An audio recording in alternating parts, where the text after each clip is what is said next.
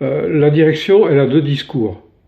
Lorsqu'elle s'adresse aux médias boursiers, elle présente des perspectives, elle présente des résultats historiques, elle présente des perspectives très très encourageantes pour l'entreprise et les résultats, et lorsqu'elle s'adresse au pouvoir public, lorsqu'elle s'adresse à la presse, lorsqu'elle s'adresse aux salariés, elle dit un certain nombre de choses qui pourraient faire croire à la catastrophe.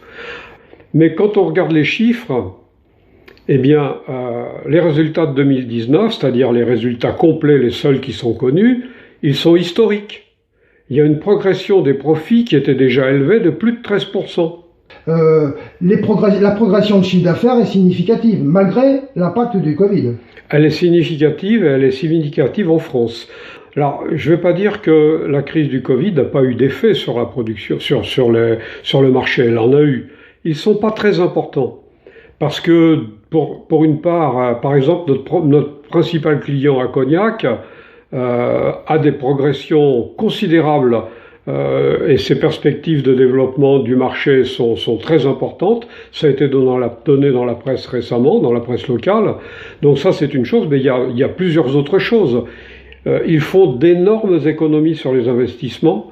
Pour la période 2014-2015, les investissements par rapport au volume des ventes de l'entreprise, c'était 7,5%.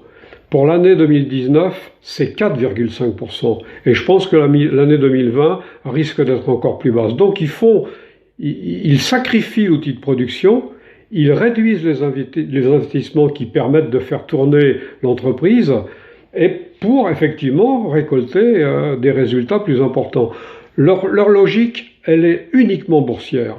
Alors manifestement, il y a quand même des investissements réalisés parce que dans les documents de l'entreprise elle-même, il est fait mention de la création de 2 nouveaux fours, un dans une unité en Italie, un dans une autre unité en Espagne, et qui tombent même, ces 2 créations sont concomitantes de la fermeture du four de Cognac. Ils développent l'outil de production dans des pays où la main-d'œuvre est particulièrement basse.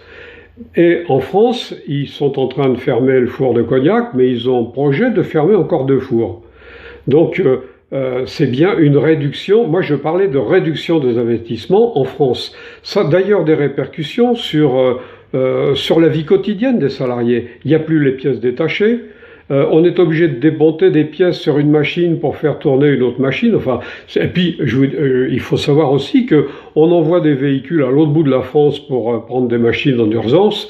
Enfin, c'est aberrant, quoi. En ne satisfaisant pas le marché local, en sélectionnant les marchés les plus rentables, en réduisant l'outil de production en France, finalement, ça va amener un flux de camions considérable pour alimenter le marché viticole, pour alimenter le cognac, pour alimenter tout. En fait, on est arrivé à plus de 30% d'importation.